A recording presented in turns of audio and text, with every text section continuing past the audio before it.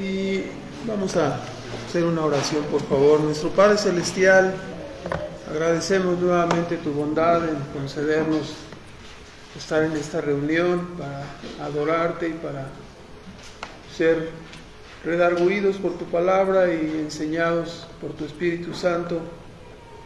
Suplicamos la influencia y la ayuda de este Espíritu para que podamos entender la verdad y para que podamos obedecerla y de esta manera ofrecerte la adoración mandada por ti en tu palabra y ser agradables por medio de tu Hijo Jesucristo delante de ti, Señor.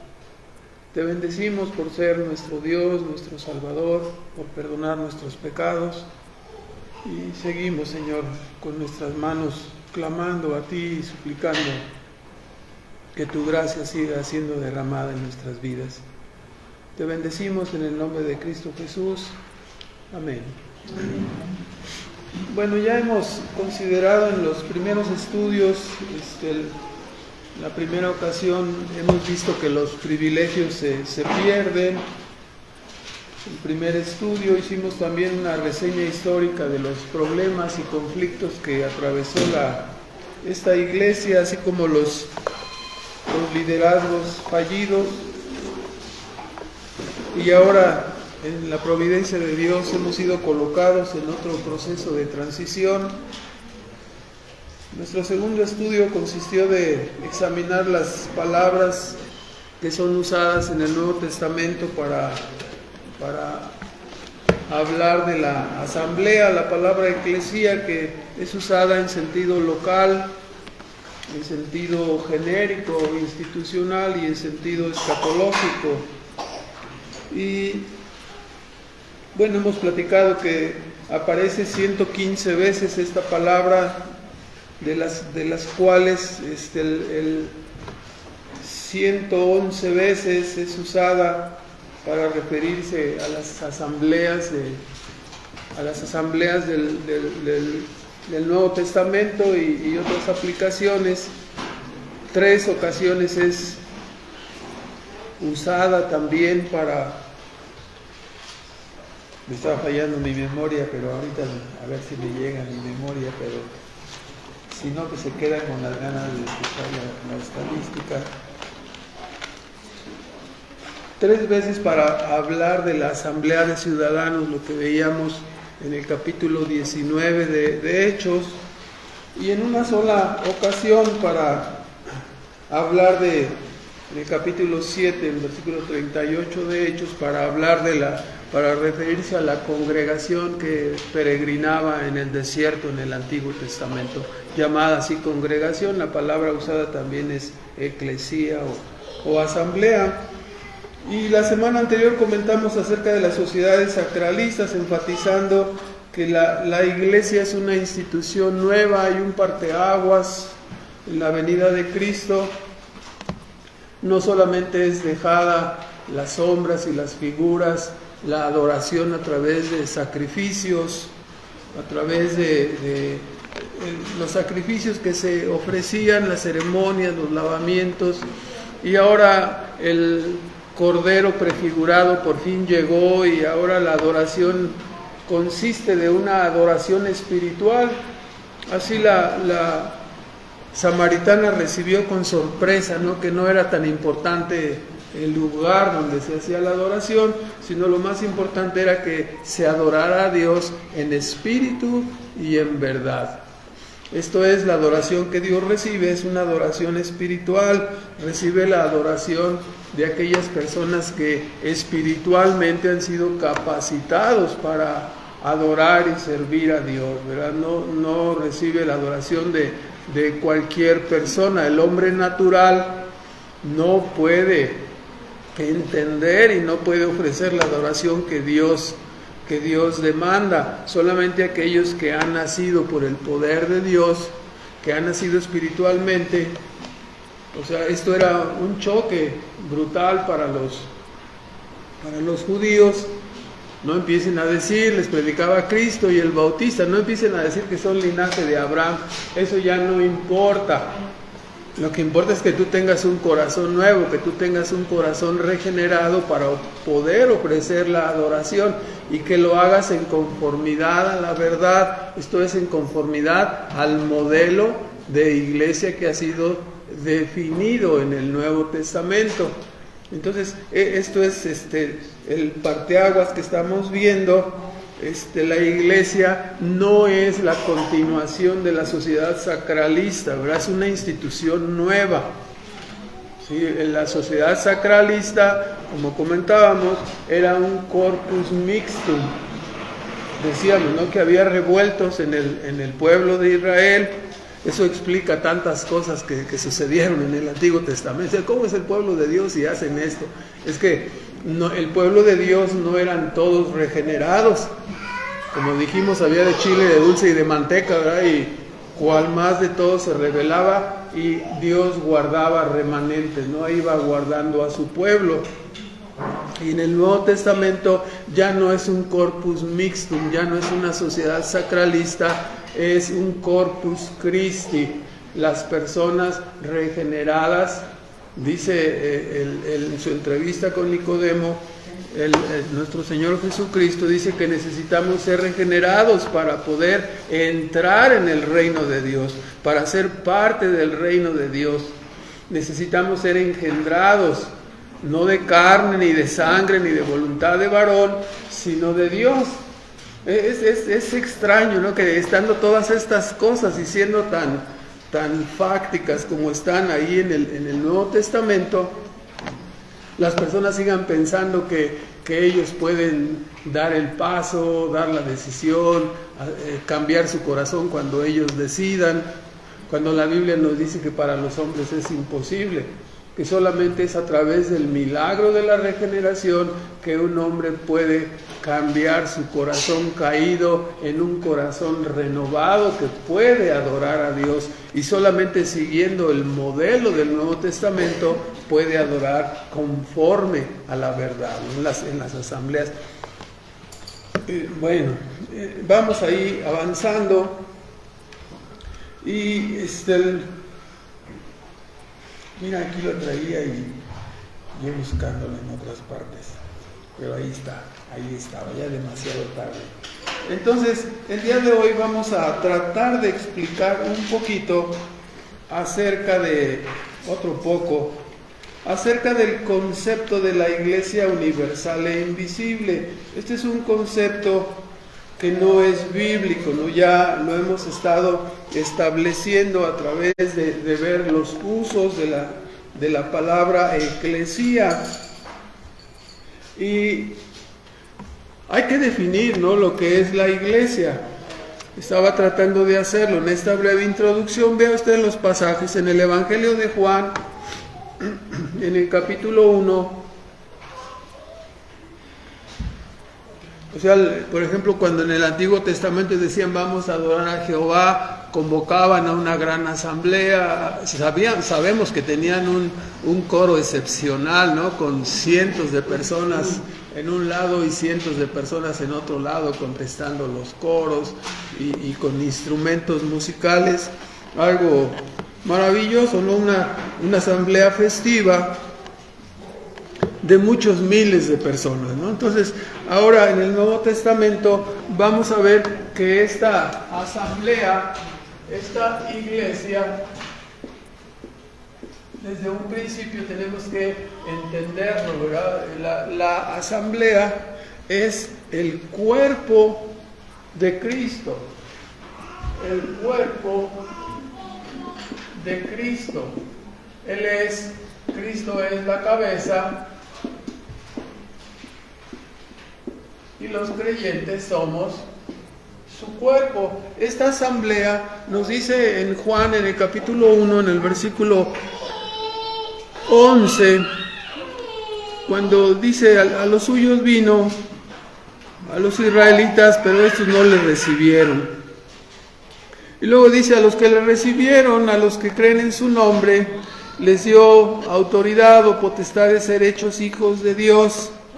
Y esto muchas personas se confunden sin leer los contextos, ¿no? Diciendo, ya ves, ahí dice que si yo le recibo, yo automáticamente soy autorizado a ser hijo de Dios, ¿verdad? Entonces yo doy mi paso al frente, repito la oración que me dijo el predicador que está ahí, y ya se completó, se cierra el switch, y ya yo ya soy hijo de Dios. Pero si leemos el versículo 13, nos da la explicación de cómo es que una persona llega a recibir, de cómo es que una persona llega a creer en el nombre de Dios. No es algo automático, sino que es algo, dice, estas personas, los que creen, los que lo recibieron a Cristo, a la vida, a la luz que se manifestó en el mundo, porque la luz, dice, estaba en el cielo, estaba con el Padre, era uno igual con el Padre, mientras el Espíritu se paseaba sobre la faz de la tierra, una Trinidad ahí existente en el momento de la creación. Y lo maravilloso que Juan narra aquí es que el Verbo se encarnó, el Verbo de vida, el Creador, el autor de la vida, viene y toma una naturaleza humana para vivir entre nosotros. Así dice entonces el versículo 14, aquel verbo fue hecho carne, lo que estoy narrando, pero el punto es que los hombres no es como cuando tú eras israelita por nacimiento y ya eras adorador de Dios. No, aquí los adoradores, dice, no son engendrados de sangre, ni de voluntad de carne, ni de voluntad de varón. O sea que todas las personas que dicen, yo paso al frente, yo tomo mi decisión, yo levanto la mano y ya por eso soy hijo de Dios, o yo soy hijo de descendiente directo de la simiente de Abraham y soy hijo de Dios. No se puede. Los hijos de Dios, los que le reciben, son aquellos que son engendrados de Dios mismo, nacidos de arriba. Porque el nacimiento de la carne, la herencia ciudadana, solamente nos viene por nuestra familia terrenal, pero ser ciudadano del cielo solamente puede ser concedido por Dios a través del nuevo nacimiento. Así es como entramos al reino de los cielos y venimos, ¿sí?, siendo parte. Notémoslo otra vez, ¿no? Cuando somos salvos, este texto ya lo hemos visto, lo pongo aquí solamente para que ustedes lo recuerden. Cuando en la entrevista con Nicodemo, cuando somos regenerados o nacidos de nuevo, dice ahí que entramos, ¿a dónde? Al reino de Dios. Entonces, entramos al reino de Dios. Ahora, el requisito para nosotros ser bautizados es que seamos regenerados. A todos los que creen, escuchan el mensaje del Evangelio, lo reciben, dice, el que creyere y fuere bautizado será salvo, dice, así lo vamos a ver ahorita en estos momentos. El bautismo te ingresa a la membresía de una asamblea local. ¿Cuál es la finalidad de agregarte como miembro de una asamblea local? Porque Dios ha instituido este grupo de personas, una asamblea para la adoración. Vamos a ver aquí. Primero vamos a ver el texto de primera de Timoteo 3, 14 y 15, donde nos dice que la iglesia es la casa de Dios. Columna, dice, y baluarte. Te escribo presto, dice, estas cosas te escribo con esperanza que iré pronto, iré presto a verte, a ti, Timoteo. Pero te escribo, si no fuere tan rápido, no tan pronto. El apóstol había mandado a Timoteo a poner las cosas en orden en la iglesia de Éfeso. Y le dijo, si no fuere tan presto, para que sepas cómo te conviene conversar, en la versión antigua, conducirte en la casa de Dios, que es la asamblea del Dios vivo, columna y baluarte de la verdad. Ahorita vamos a ver, ¿no? Una de las cosas por las cuales la iglesia es constituida, la iglesia es establecida, es para constituirse como una columna, como un baluarte de la verdad. ¿Cuál verdad? La verdad de Dios, la verdad del Evangelio, la verdad de que Dios existe, todo lo que este libro enseña, ¿no?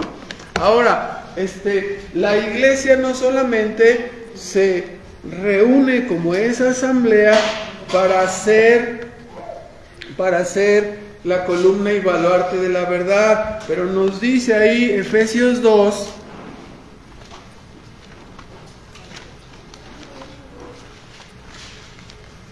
otro de los propósitos, ¿no?, por los cuales la membresía de una asamblea es menester buscarla, es menester ser bautizado para poder adorar a Dios en espíritu y en verdad. Dice ahí Efesios 2:21, en el cual, compaginado todo el edificio, siendo Cristo la principal piedra del ángulo, va creciendo para ser, ¿qué?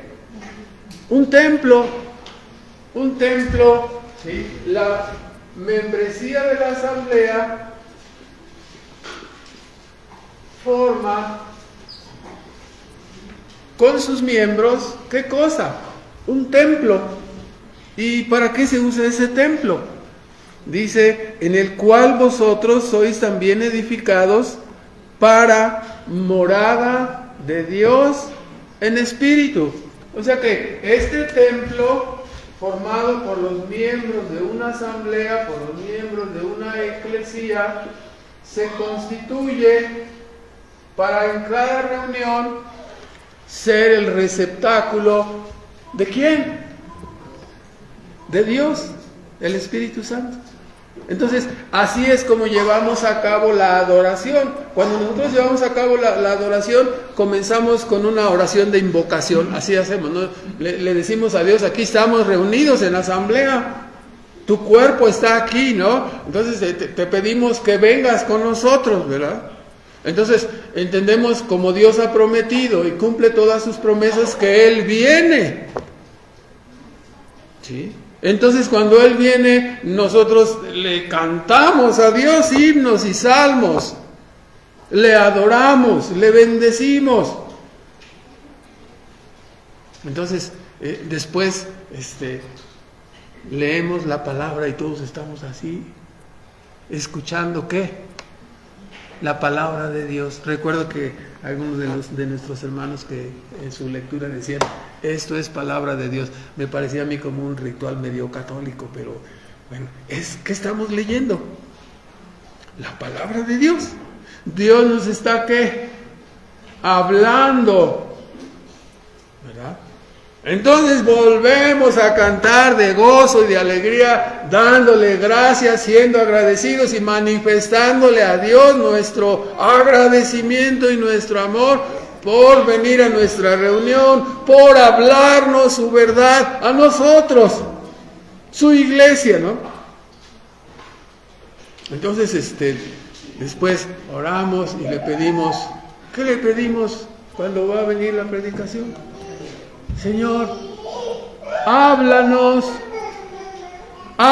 otra vez, usa a este hombre imperfecto, vaso de barro, para que nadie ponga su mirada en ningún ministro, sino que la mirada debe ser puesta en Cristo y nos va a hablar de parte de Dios su mensaje, ¿no?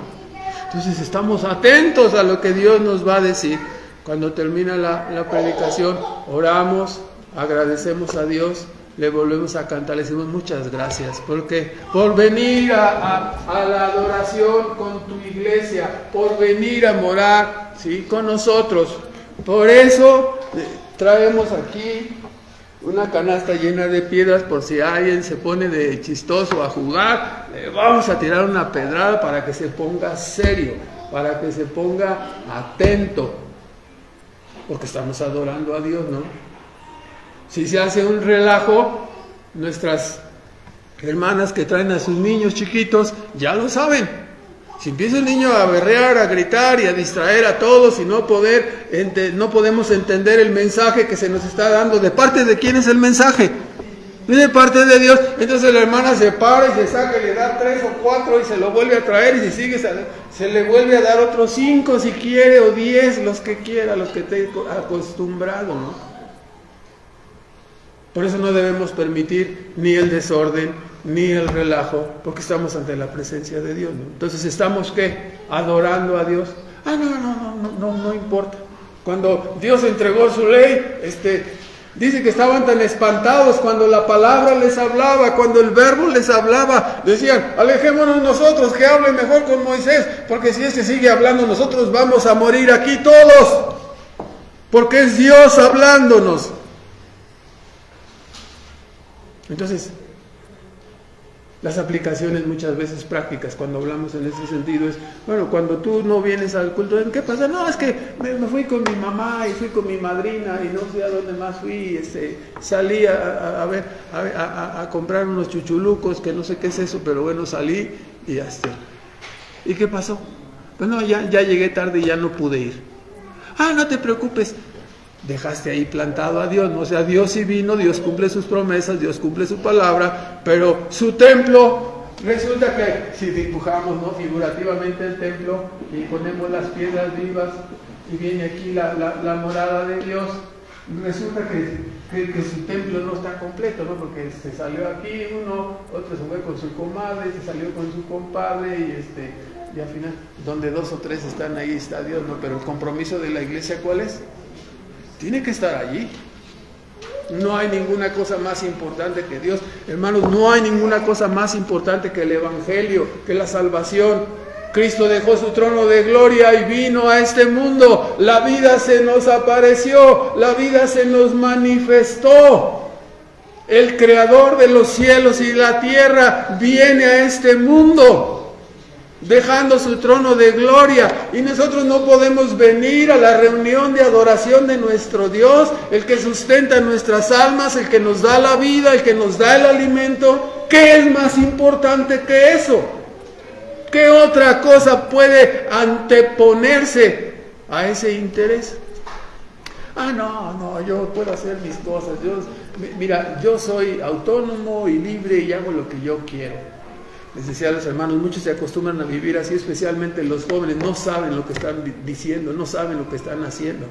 Están dándole la espalda a la vida, están dándole la espalda a su única oportunidad de salir de este mundo caído que va en pos del enemigo, que es enemigo de Dios. Y tu oportunidad de reconciliarte a través de Cristo es venir a escuchar la palabra. Tu oportunidad para adorarlo es estar aquí, gozar su comunión, gozar su palabra, cantarle, tener esa relación con Él. Y tú dices, no me importa, estás despreciando a Dios. Entonces, el que honra a Dios, Dios le honra. Pero el que lo desprecia, Dios lo va a separar. Habrá un momento en que habrá una separación eterna entre los que aman a Dios y los que aborrecen a Dios. Una separación eterna. Todos viviremos eternamente vivos para Dios o eternamente vivos para ser condenados, para ser rechazados, reprobados. ¿Pero por qué reprobados si ni examen hicieron? ¿Cómo no? Si hay un examen, tú fuiste creado para ser un instrumento para la gloria de Dios, y si no lo has hecho, si estás apartado de Cristo, el único mediador manifestado en medio de este mundo entre Dios y los hombres, el único camino para retornar de la caída por la entrada del pecado de Adán, y tú lo rechazas, entonces estarás eternamente perdido. Has vivido y has perdido no la mitad de tu vida, toda tu vida, eternamente despreciado, reprobado, rechazado sin bendiciones. Las bendiciones generales que ahora tenemos solo son un ejemplo.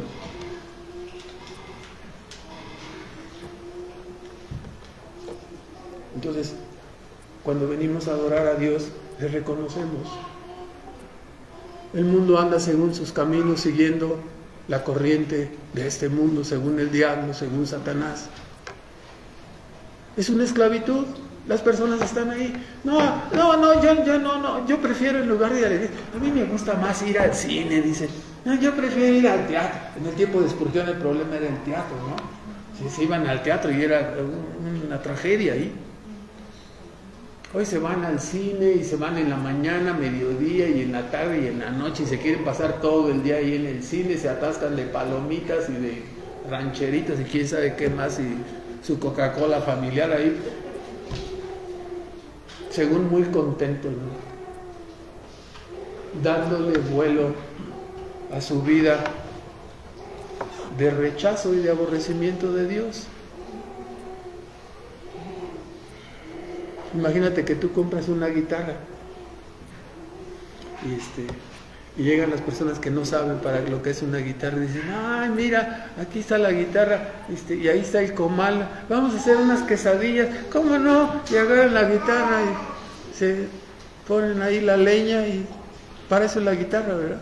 Bueno, es que es pragmatismo puro, ¿no? Yo vivo como lo que me es práctico, como lo que a mí se me imagina que es así.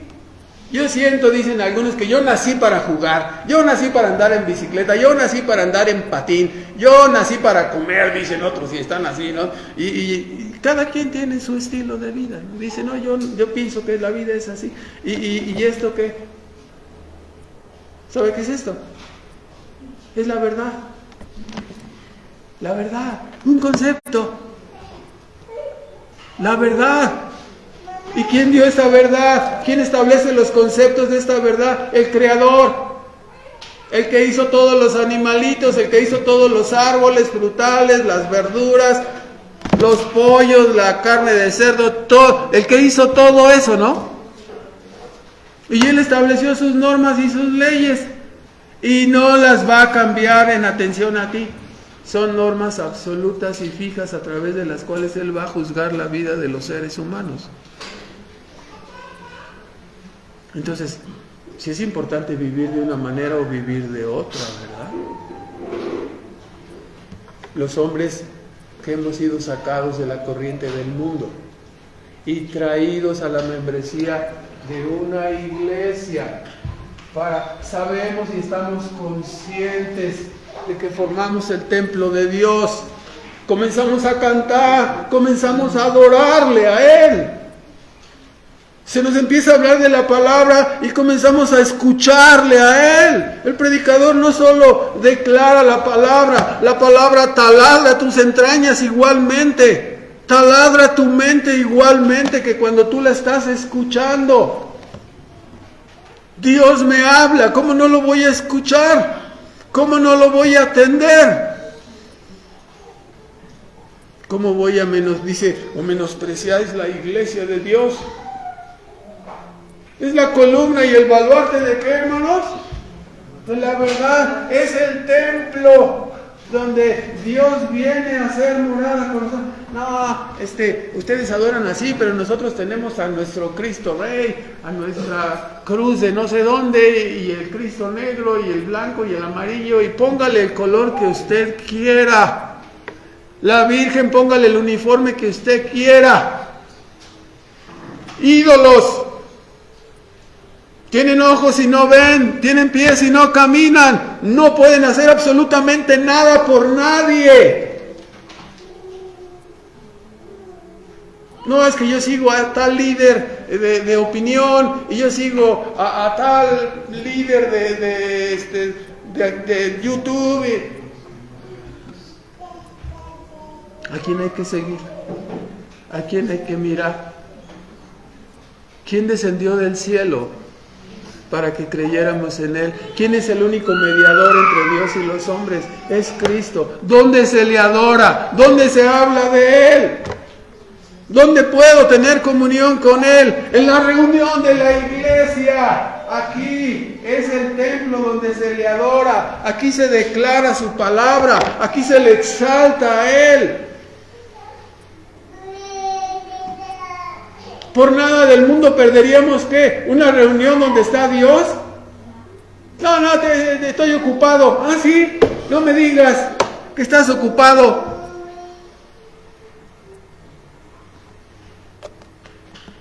En el libro del progreso del peregrino, ¿se acuerdan que estaba, cómo se llamaba aquel hombre que los llamaba, donde estaba todo Demas, era el que llamaba, ¿no? Vengan, acérquense, aquí está la mina de oro y plata, vengan. Y algunos se desviaban del camino para irse con Demas a buscar el dinero, los tesoros, la plata de este mundo.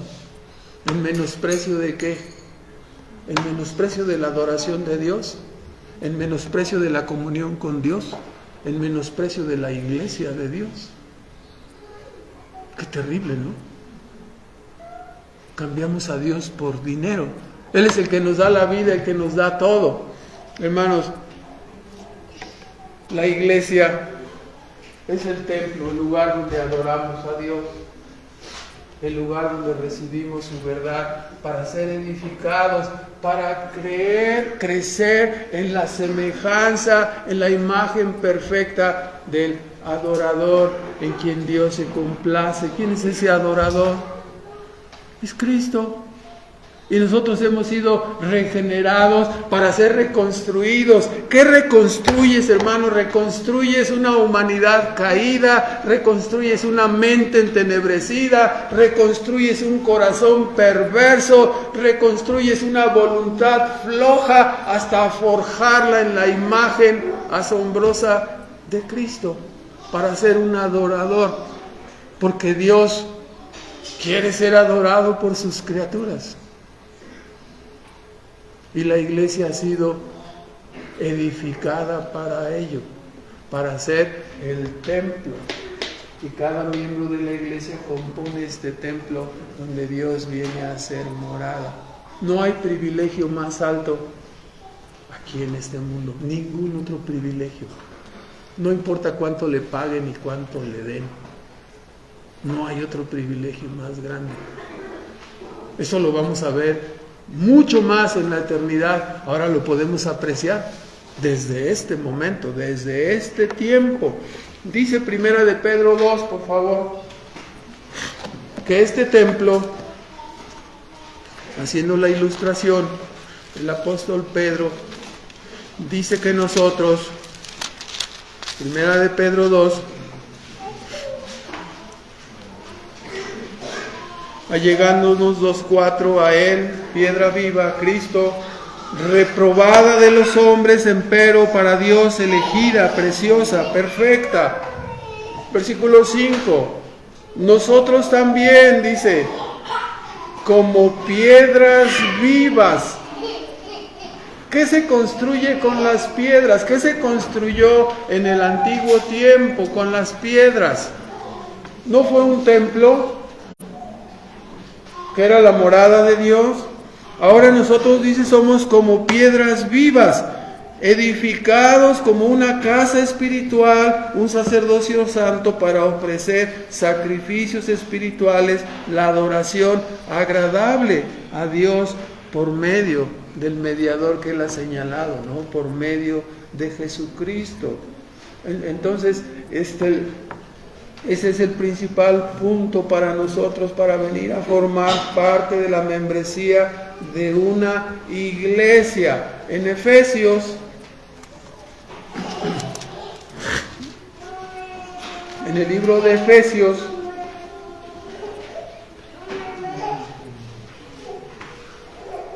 en el capítulo 4, nos dice que esta iglesia ha sido capacitada o habilitada por medio de dones. Dice en el versículo 8 que Dios subió, dice Cristo, ¿no? Subiendo a lo alto llevó cautiva la cautividad y dio dones a los hombres. ¿Sí? y después descendió, y Él es el que dice en el versículo 11, Él es el que dio a unos ciertamente apóstoles, profetas y otros evangelistas y otros pastores y doctores. Nótese aquí la escala, ¿no? Ya no hay apóstoles. Ellos sirvieron como cimiento, ellos nos dieron la palabra que les fue dada a ellos, fue registrada en el Nuevo Testamento y la recibimos. Otros fueron profetas también, profetizaron y nos hablaron de cosas futuras. La Biblia tiene esas profecías también, el apóstol Pablo, el apóstol Juan, y otros fueron evangelistas. Ellos nos dejaron el Nuevo Testamento, pero ya no hay ninguno de estos. Cuando no había Biblia, estos ministerios funcionaban y hacían que la iglesia inicial tuviera su adoración, y había sus apóstoles, sus profetas y los evangelistas. Pero ahora ya se acabaron esos dones. Tenemos ya nada más el Nuevo Testamento y tenemos ahora a los creyentes. Y dentro de esos creyentes Dios levanta dones, ¿no? Los pastores y maestros. O sea, si usted quiere encontrarse aquí aún todas esas iglesias donde dicen el apóstol fulano, el apóstol perengano, ya no hay apóstoles, hermanos. El ministerio apostólico terminó con la muerte de Juan el apóstol. Ya no hay apóstoles. Ya no hay evangelistas tampoco, en el sentido de que alguien vaya a escribir un evangelio, ¿sí? En el otro sentido de predicar la palabra de Dios, pues cada creyente es evangelista, ¿no? Y cada predicador es también un evangelista.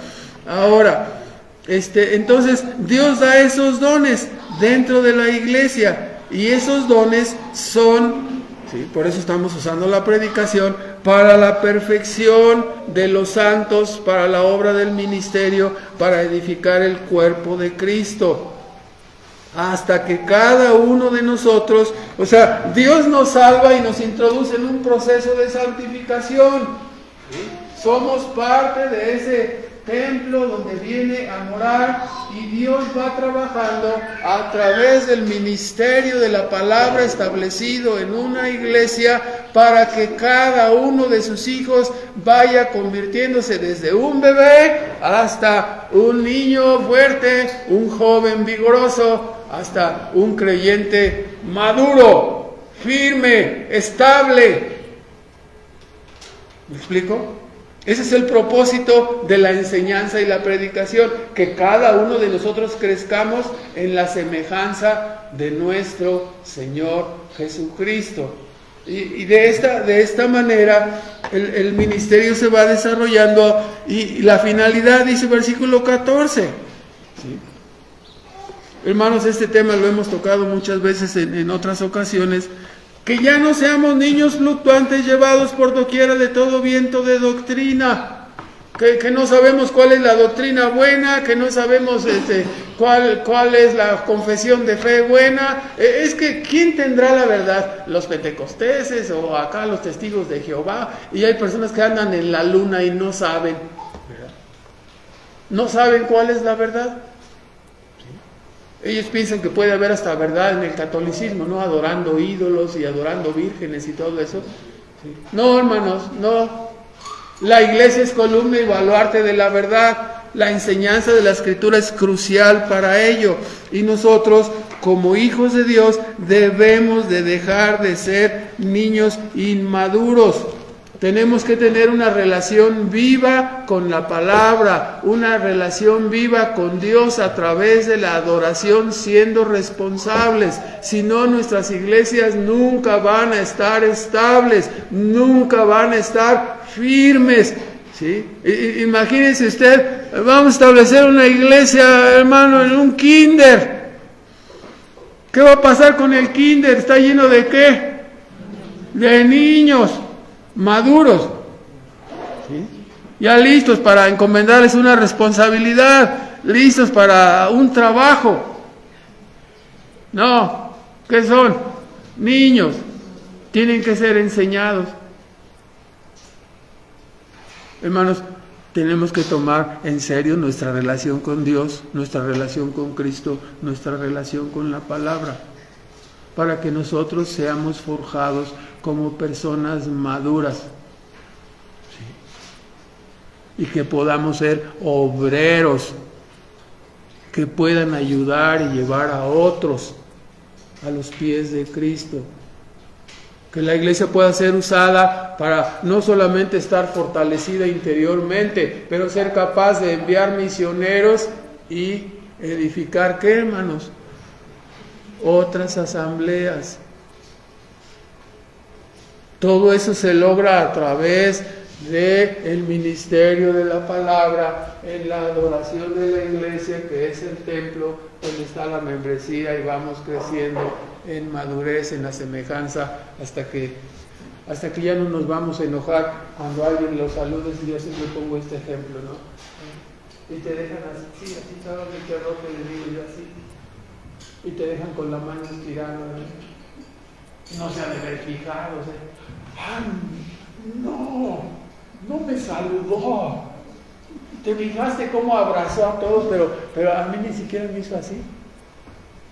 Y ya se siente, y ya, ¡ay, no! Es que en esa iglesia no hay amor, en esa iglesia. Y empiezan con sus tonterías de ese tipo, perdón por la expresión. Hermanos, gente madura es lo que necesitamos. Gente que no se ofenda. Gente que pueda ser capaz de amar con el amor de sufrimiento con que nos amó Cristo. No le importó ser escupido, no le importó ser maltratado, no le importó ser menospreciado. Tenía un propósito de entregar su vida para salvar a los pecadores. Y los creyentes somos como repeticiones de Él. Hemos de ser personas dispuestas a dar un amor de sacrificio por la verdad, por la obra, por la iglesia, por los familiares que tengo alrededor, para que ellos crean, para que ellos sean salvos. No estamos fijándonos en cómo vino peinada, cómo vino vestida, cómo vino aquel, si está más gordo, si está más flaco. Si llegó en una camioneta último modelo, si llegó sin zapatos. No es eso, ¿no? La iglesia es otra cosa, ¿no? La iglesia es el templo de Dios. Adoradores en espíritu. Entonces, a veces tenemos todas las ilustraciones de las iglesias. Solamente voy a dar una idea más y ahí lo voy a dejar. Hemos estado criticando y hablando en contra de la llamada Iglesia Universal Invisible. El Nuevo Testamento nos enseña varias instituciones por las cuales Dios es adorado. En el Antiguo Testamento aparece en Éxodo 40, del versículo 33 al 35, cuando Dios le mandó a Moisés edificar, ¿qué cosa? Un tabernáculo. Era el tabernáculo de adoración. Ahí adentro estaba el arca, ¿no? Con el testimonio de Dios, las tablas señaladas, hechas por Dios con los mandamientos, la vara de Aarón que reverdecía, el tarro con el maná que no se echaba a perder. Este tabernáculo construido para la adoración, dice 40:33, cuando terminó, 40:33 del libro de Éxodo, nos dice allí, finalmente Moisés erigió el atrio en derredor del tabernáculo, del altar, puso la cortina y de la puerta del atrio, y así acabó Moisés la obra. Entonces una nube cubrió el tabernáculo del testimonio y la gloria de Jehová llenó el tabernáculo. Quiero que ustedes vean este argumento. El tabernáculo autorizado, ¿no? Después vino la edificación del templo. ¿Quién edificó ese templo? Salomón. Segunda de Crónicas 5.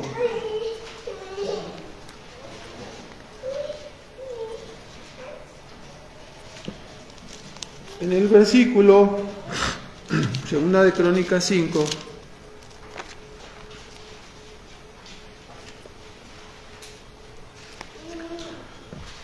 desde el versículo 11 dice: como los sacerdotes salieron del santuario, porque todos los sacerdotes que se hallaron habían sido santificados y no guardaron sus veces, los levitas, cantores, los de Asaf, etcétera, sonaban sus trompetas y címbalos.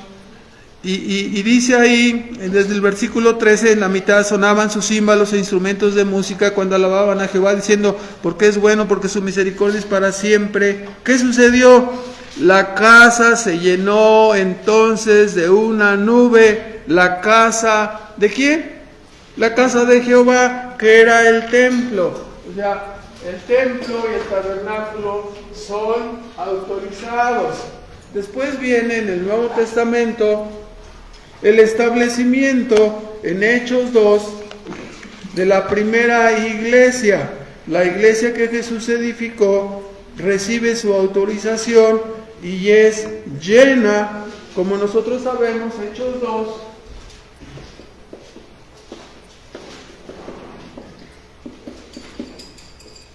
Hechos 2, versículo, todo el capítulo, versículo del 1 al 3 especialmente, nos dice ahí: como se cumplieron los días de Pentecostés, vino de repente un estruendo del cielo como un viento recio que corría, el cual llenó la casa donde estaban sentados. Se les aparecieron lenguas repartidas como de fuego, lo que se asentó sobre cada uno de ellos. ¿Quiénes estaban ahí? Los miembros de esta iglesia. Entonces, lo que quiero que ustedes noten es que cada forma de adoración establecida por Dios ha sido autorizada por Él mismo. El problema que tenemos aquí es que no encontramos por ningún lado la autorización de la adoración de la Iglesia Universal e Invisible, ¿no? Esa asamblea nunca se ha reunido, nunca ha sido autorizada. ¿Me explico? O sea, muchos dicen: ¿dónde está la iglesia? ¿Dónde está la Iglesia Universal Invisible? ¿Dónde se reúne? ¿Dónde sesiona? Entonces, la asamblea ha sido constituida, ¿no? En este caso, por las personas, ¿sí? Y desde que la iglesia, anticipando, ¿no? Desde que la iglesia del Nuevo Testamento recibió el Espíritu Santo, no lo ha perdido. El Espíritu Santo ha permanecido en todas las iglesias. Todas esas ideas locas que andan de personas tratando de decir que se van a repetir los mismos eventos que ocurrieron aquí en Hechos 2, ¿sí? Con apóstoles, o sea, pura falsedad. Sí, yo siempre ando bromeando con mi costal, con una víbora de cascabel, ¿no? Para que me traigan a los apóstoles, para que me traigan a las personas que dicen que tienen: ay, le soltamos la víbora de cascabel, a ver si es cierto que no le va a pasar nada, como a Pablo, ¿no? Lleven a sus paralíticos, o sea, Dios no los va a sanar de esa manera. Mejor llévenlos al doctor a que los traten, llévenlos a que los operen. O sea, Dios ha sanado muchas más personas a través del ministerio, el trabajo, el servicio de los doctores, que a través de repetir milagros y prodigios. Los milagros y prodigios fueron porque estaba un tiempo donde fue entregada la revelación del Nuevo Testamento. Ya terminó la revelación del Nuevo Testamento, ya no hay más dones, prodigios, apóstoles, profetas, ya se acabaron. La profecía está completa. ¿Sí? Los que escuchan esos argumentos por primera vez, recuerdo una persona, estábamos en unas pláticas en Guatemala y dice: no, pero es que nosotros tenemos lenguas y profecías y todo. En un mes me estaba diciendo eso y al mes siguiente me estaba diciendo que habían corrido a la profetisa, porque mientras estaban haciendo su culto, la profetisa empezó a decir que veía en la visión al pastor ahí mismo ahorcado. Entonces dijeron: no, la sacamos inmediatamente, no vamos a colgar al pastor, ¿no? A mí me dio miedo, dije: ay, caray, no es cierto. No, hermanos, no. O sea, ya se convenció, dice: no, es que es que sí, realmente, o sea, dice, es que realmente no se cumple nada de lo que profetizan y no se cumple, y hasta ahorita lo estás descubriendo. No, si nosotros creemos en las resurrecciones y en el poder de Dios, ¿cuántos han resucitado? No, leí un libro que ahí resucitaron. Y el poder de la sanidad, ¿cuántos ha sanado? Ah, leí otro libro. Han leído libros de que ocurrió quién sabe qué en tal parte que nunca han ido, que ni conocen, que ni... ¿Es así con las iglesias del Nuevo Testamento? En el primer siglo, no, hermanos. Eran señales y milagros y prodigios verdaderos, porque era la ocasión, dones extraordinarios. Ahora ya nada más nos quedaron los dones ordinarios, hermano, pastores y maestros, nada más les quedamos nosotros. Nosotros no brincamos, ni hacemos milagros, ni hacemos ninguna cosa de esas. Nada más predicamos la palabra de Dios, nada más. Esa es nuestra labor y nuestra función. Entonces, las visitas tienen sueño. Hoy ha sido un mensaje corto y vamos a hacer una oración, por favor. Nuestro Padre Celestial, ayúdanos a mirar estas cosas que tú has hecho con tu iglesia cuando la estableciste en el principio. Ayúdanos a darnos cuenta del honor, el privilegio que tenemos al ser el templo donde tú vienes a morar, donde tú vienes a ser adorado. Y ayúdanos a centrar nuestras mentes y corazones para ofrecerte la adoración espiritual en la verdad que es la adoración que tú recibes. Son los adoradores que tú has señalado en tu palabra que te agradan, Señor. Como le dijiste a la samaritana, adoradores en espíritu y en verdad. Es la adoración que Dios debe recibir de nuestra parte. Ayúdanos pues a constituir, Señor, y a reencontrarnos en las reuniones de esta tu asamblea aquí en Irapuato, para poder tener el gozo completo, la alegría, Señor, de poder mirarte a ti, Señor, y dejar de ver hacia los que nos rodean, Señor, y solamente fijarnos en el privilegio que tú nos has concedido para adorarte, Señor. Padre, gracias por tu amor manifestado en cada uno de tus hijos aquí en esta iglesia. Gracias por cada congregante que tú estás acercando y que lo estás conduciendo en el proceso para ser una persona nueva y para adherirse a este cuerpo de Cristo en el cual tú te complaces y en el cual tú eres adorado. Pedimos, Padre, que sigas tocando el corazón de cada uno de nuestros hermanos que continuamente nos acompañan, Señor, para que ellos no sean siempre solamente oidores, Señor, sino que con la ayuda y el poder de tu Espíritu Santo sean traídos para conformar esta asamblea que tú has plantado aquí en este lugar. Ayúdanos, Padre, como decía el rey David, Señor, vuelve el gozo de nuestra salvación.